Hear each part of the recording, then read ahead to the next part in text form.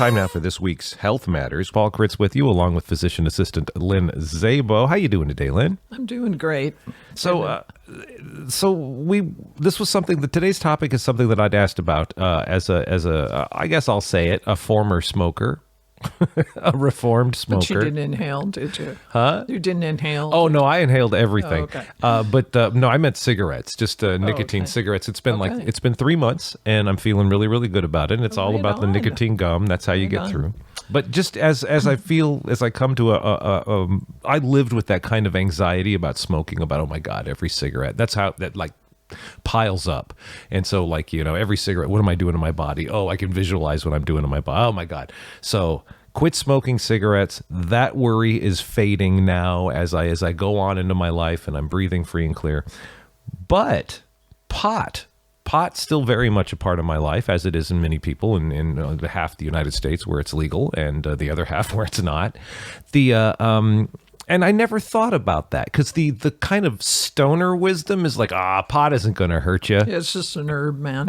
Yeah, okay. Exactly. Okay. Not the case, is it? What's the skinny with the pot and the smoking thereof? Well, number one, I think that the pot that people are smoking now is not the pot that the benign hippie movement started in Humboldt County like in the 70s. Uh-huh. So you're talking about something that's cultivated on an industrial scale and involves all kinds of chemicals. So there is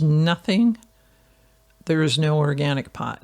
Right. It does not exist. Mm-hmm. And then the methods of smoking also bring other carcinogens. So I think I read somewhere that papers had about 3,000 things that you shouldn't be putting in your lungs. I'm surprised it's just that few. Yeah, I know. It seems like it'd be easier to list all the things you should be putting in your lungs. Like oxygen. Stay focused here. Sorry, I got really high before we did. No, I didn't. I did not. So it should also be pointed out that there's way more THC in pot than there used to be. Mm-hmm. Okay, so it's definitely been bred with the hope that the high is better or the high is bigger. I read back in the 90s a DEA agent who had retired and was big into pot law enforcement. And just basically he said that what back then, this was back in the 90s, what was being grown then was just magnitudes stronger than what was available. Most people remember from the 60s. Oh, yeah. Just that they've totally gotten really, agree. And I can only imagine in the 30 years since then that they've become more refined. Oh yeah, totally.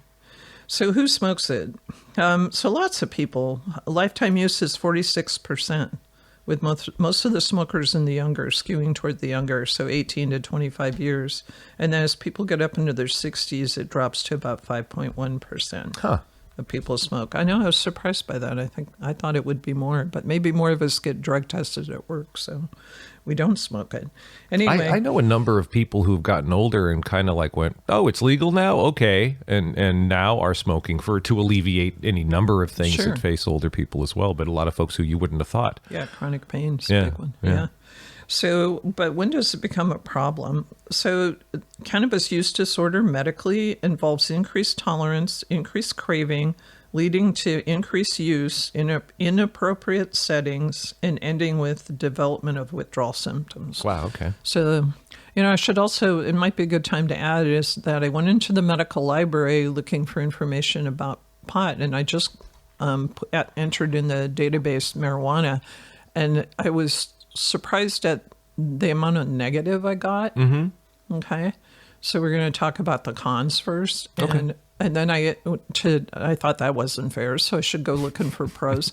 There's nothing in the medical literature about pros, really. Not really. So then, okay. I have questions that follow along. I found that interesting. Big pharma, I smell big pharma in that maybe, but okay. Yeah. Okay. Yeah, I don't know. All sorts of questions follow along when you start talking about studies and thinking who funded the study, what was the methodology, completely. And even now with this, with the way that attitudes toward marijuana have changed. When were these studies conducted? Well, recent ones in the Lancet. Huh? There was a recent one that I read for this discussion in the Lancet, like really recent, within the last year, and it was pretty negative. Wow. Okay. So let's hear what you got. Yeah, supposedly that's unbiased, but who knows? There's no such thing. I know. So who's at risk for the disorder part? So people who smoke pot frequently and for long periods of time, of course, because they're more likely to develop in people who smoke nicotine, drink alcohol, use opioids, stimulants, or other psychoactive drugs. Wait. What's all that again? Yeah. So people who are likely to have a problem with pot also likely to use a lot of other different drugs. So they're just going to be addictive. It might be addictive, it might be just more open to doing it. Hard to say. Yeah, it could be any number of social and or behavioral things. But people who use other kinds of psychoactive drugs are actually at risk for the use disorder. Okay. So they're stepping into abuse because it's doing things to their life that's not great. Okay.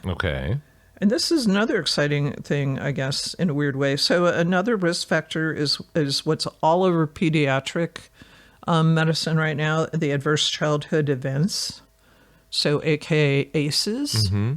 So this is the study I read in the Lancet where they did an interesting article tying the increased number of ACEs in a person's life to the increased risk specifically of adolescent cannabis abuse.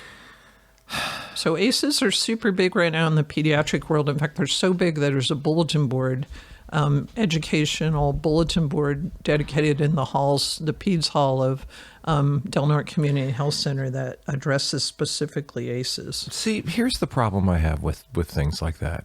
I mean, ACEs has been big in healthcare and behavioral sciences before, in policy making going back a number of years.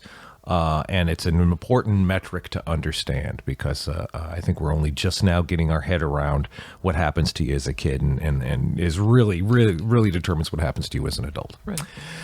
So if you have a bunch of adverse ACEs experiences, right? And how is this... How is this useful information? No. How is this pot's problem? Well, I think it's not only pot. I don't think it is pot. I think ACEs just set you up to try to like cope. Right. And in a certain sort of context, pot is one of those mechanisms. Right. So to say this is a study about the adverse effects of pot sounds like it's a study about how people use pot to deal with the adverse effects of life. That's true. That's actually a valid criticism of it. I see that in science all the time. It's the question and the solution getting wrapped up, and people don't seem to be. And I know I can't be that hubristic, but that think more clearly about the question you're asking, and I don't think people do that a lot, even scientists. I don't know. I mean, doesn't it kind of just make sense too? If you had a crummy beginning, then you're going to. But you could say the thing about obesity. You could say the thing about abusive relationships. You could say the thing about anything that people do that follows along after an ACEs. You know, bad follows bad, I guess. Yeah. But we don't know the specific relationship. But this is, I think, actually more interesting. There's a lot of psychological problems associated with marijuana, including, I'll read the list off. It's depression, bipolar psychosis, schizophrenia, that's kind of a big one in young adults, anxiety, post-traumatic stress disorder, ADHD, and possibly OCD. So I don't think, again, the science, it is not fully developed, and these problems are super complex to assume that there's just a simple relationship. But I think the most alarming is the connection with marijuana and schizophrenia in young adults. It seems like the current thought is that somebody could be born with a genetic predisposition to schizophrenia, and marijuana becomes the catalyst. The catalyst. Yeah. So the door that opens into it. But they don't really know that. And also, if you went down and bought some pot, I don't know, from wherever it is one typically buys it, and then the store nowadays. Right. But how do you know exactly what you're getting? I think this has been a long-term argument, especially now there's fentanyl, and there could be there could be other things in it. That this is not a clean association. No, I think it's much better than it used to be now that you're going into a place that is commercially responsible for the product that they're selling to you. And I think that capitalism kind of lays all this layer of legal obligation upon people doing business. And you've got that where you didn't have that when it was just street stuff. When you were just scoring it from your friend's cousin. And nowadays, without the legalization, I don't know if I'd buy marijuana on the black market just because of the fentanyl worries. Because they're putting fentanyl in everything. Yeah. And I'm like, I don't want to, take a bong rip and die for crying out loud. Right. But just 5 episodes of use by age 16 increases the risk of schizophrenia in a young adult. Mm-hmm. I think that's kind of scary. And then it causes general problems with cognitive function, concentration, memory, and learning. We all kind of know that. I mean, that's kind of almost a stereotype. Yeah, it is kind of cliche. Cheech and Chong. Hey, man. Yeah. What? Or my favorite is getting into those existential questions in life and like chasing your tail on that one, and then and feeling out like in the moment that it's super important. Oh, right, and vital. One of my favorite stories. On this is a brief aside. The Beatles. The first time they ever smoked pot, it was with Bob Dylan. Famous story. Bob Dylan shows up with weed, and they're on their second tour of the U.S. and it's 1964. And they're taking turns going in the bathroom and putting a towel under the door so nobody can smell the pot smoke. Paul McCartney ended up walking around having these epiphanies all night long, and he got their roadie Mal to write down his epiphanies so that he'd remember them in the morning. Right. In the morning was a piece of paper, and all it said on it was, "There are 7 levels." That's it. Wow.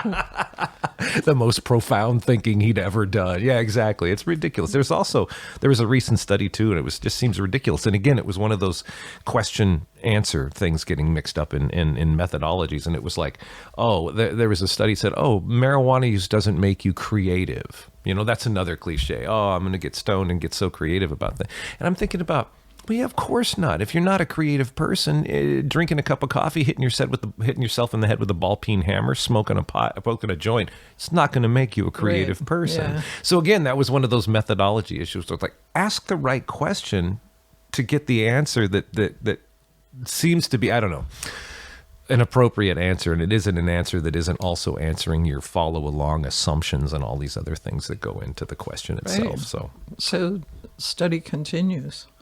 But there's a lot of physical problems. This was what people kind of don't get.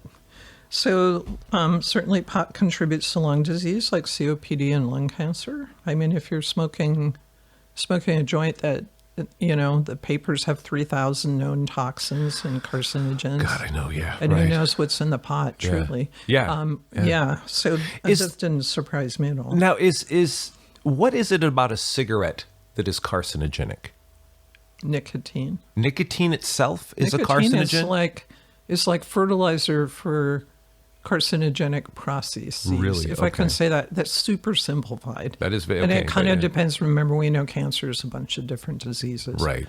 But if you just go to like human papillomavirus, it's definitely like fertilizer for cancer. Okay. So what in marijuana would be the carcinogen? Do we know that even? No, I don't think so. Yeah. So are we just assuming like the relationship between COPD and lung cancer? Is it just because of particulate matter in the lungs? Could be. Okay. Could totally be. Or I didn't know if there was a specific chemical or compound that is a carcinogen. Or I think with 3,000 possibilities, it's going to take some time. Yeah, that's true. Right. So definitely contributes to head and neck and oral cancers, testicular cancer. I thought that was weird. Especially testicular cancer, like more so than other forms of smoking? It's just one of the ones on the list. Oh, okay. So I don't think it's especially, and I wonder about that because as a clinician, I don't really see it. Also associated with MI, which is heart attack, stroke, and cardiac arrhythmias, so irregularities in the way the heart beats. That makes sense because probably in smoking, you're inhaling like carbon monoxide, carbon dioxide, so you're decreasing the amount of oxygen you're inhaling. And if you already have built up plaque disease, that's going to kind of exacerbate that. Associated with sperm count drop, but no decrease in fertility overall. So It only takes one, guys. That's not true. That's what we tell them at Teen Clinic. But that's not true. It's got you to build. I was a grown-up before I found this out, and it blew my mind. It's not just, it's just the one to like the genetic, money shot. Boom, there you go. But do you need like the others to like break down the outside of the egg so that one could get through? Yes. Yeah, see, so yeah. It takes just the one, but it also takes a village. It's not just your father's fastest swimmer. That's the card my daughter always gives me. Anyway. That's good. But I found interesting because this is a deal in pregnancy. I do OB care for UHS, and a lot of women are smoking pot. We happen to find it incidentally. It's not like we look for it or make a big deal, but I'm going to be speaking to a mother's group at the end of July. So I was looking at that as an interesting point. Mm-hmm. But it's interesting. It's concentrated in breast milk at 2 to 6 times serum concentrations. And it lasts for a long time. So when you say serum concentrations, you're talking about concentrations in the blood? Right. Okay, so it's built up in breast milk is the easy way to look at that. Wow. And then there's some thought, too, that in Humboldt County, for a while there was the rumor that the nurses, labor and delivery nurses in the hospitals there would let people get stoned during labor. Eesh. I don't know if that's true or not. Mm-hmm. That seems a little crazy to me because it's decreasing oxygen at a time when somebody needs it. But there was a concern actually about kids that had intrauterine exposure to marijuana, that by the time they were toddlers, they had more of an issue with attention. Wow. Okay. So they were wondering if it contributed to ADHD. Before we move on, there's a line item here in this section of your notes that I just wanted to bring out and ask, because I don't know if we skipped over it or if I just missed it. A large increased risk, 32 to 97% in MVAs. Now, MVAs being what? Motor vehicle accidents. Oh, okay. So driving while you're buzzed. Well, yeah, sure. You're not as good as you think you are. What? Yeah, but everything slows down. Yeah, no. I get it. Okay, that's what I just didn't know what an MVA was. Okay. But here's what I see a lot. So I see this hyperemesis syndrome, which is a really weird physical syndrome that's associated with pot overuse. Okay. So usually it causes nausea, vomiting, and abdominal pain in people who smoke a lot. Okay. They're usually young. Sometimes they're actually smoking to reduce nausea. Right. Because they don't recognize that smoking is the problem. But this is weird. The symptoms are temporarily resolved by really hot showers. Really? I like, what? I can't explain that. What? Okay, all right. So you get an upset stomach because you smoke too much pot. It's more than an upset stomach. They vomit and their stomach hurts and they're in pain and they're really worried. It's usually young people. Okay, so it's a bigger. And they're not usually forthcoming about their pot use because, they think I'm going to tell their mom or something. But but it's really, really hard. It becomes like, to them, kind of a chicken and egg. It's hard to get them to stop with the marijuana, usually because they're using it daily and they might have an abuse issue. Mm-hmm. Or they stop for like 4 hours and it doesn't improve. And so that's, to them, that means that couldn't be what it is. Right. Or they'll they smoke out and take a shower and it gets better. And you're going, look, kind of for a short period of time. Now, I don't remember seeing any of this in the earlier part of my career, but I see it actually pretty commonly now. Mm-hmm.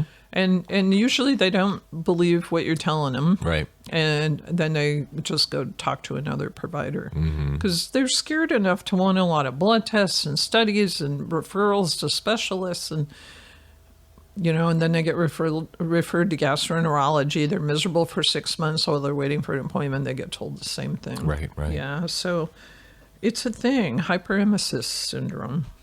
I think that's weird. I wonder if it's actually what the underlying etiology is, but that needs to be sorted out. So I think that legalization of pot and seeing pot as medicinal kind of opens the doors to other drugs being seen as medicinal, like psychotropics and ketamine and things like that. I'm not sure that's a good thing. I'm not sure it's a bad thing. Stay tuned. But I'm curious about the research you were saying you were doing the everything from the Lancet and just kind of entering in and finding nothing positive. Right. And yet the whole debate about medical marijuana goes back decades. Is that an actual debate? That's interesting on so many levels. Mm-hmm. Are you saying that people are just trying not to find positive things? No. I'm saying was it a bunch of stoner lore that became, oh, hey man, it helped, was it all anecdotal and we all bought it and medical science is I think on going, a certain level that's true. And I think I did read studies that looked at how people get advice about medical marijuana. Yeah. And it said they were way more likely to listen to the random dude selling them some marijuana product at the pot store than they were to listen to their provider. Sure. So you go where the answer is what you want it to be. Right. But I mean, we've changed policy in the 90s and legalized medical marijuana, which has led to the legalization of all marijuana. Right. And was it all based upon just a myth? Was it all based upon that person who's talking about, oh yeah, my one of my parents had cancer and got into CBD and now they're all better, and we took that as being like reality and ran with it? Yeah, well, we kind of learned this in COVID. Whatever it is we want it to be must be the truth. Wow. Yeah, so science is way more complex. And there are some good things. I did find some good things that pot does. Really? Okay, yeah. Well, and you're not going to be surprised by any of them. So it stimulates appetite if you're in like a cancer treatment, for things like people, that. Yeah, it's helpful for people that need to eat more because they have problems with HIV wasting or wasting during cancer. That is helpful. It's not super more helpful than some of the medications that they have for it, but there's nothing that's really super great for it. Yeah. And then the other thing, of course, there's treatments where it's useful in treating glaucoma. Okay. I should say that I didn't find any of this in the medical library. I found this in anecdotal lay people. Wow. So have we never done the studies then to figure out if the reason we justified medical marijuana back in the 90s was true? No, I think the studies have been done. I think they can be ignored easily because it really didn't show huge amounts of benefit. Right. It does help a little bit in some type of epilepsy. So, and people hear that and they're like, yeah, seizures, it helps with all of them. That's, there's so many different reasons why somebody can have a seizure. And what I've read with the seizures, because there's another person here involved with KFUG who's actually has a lot of real life benefit from marijuana use, dealing with bipolar, dealing with seizures and dealing with depression, but it's not the THC, it's the CBD cannabinoid.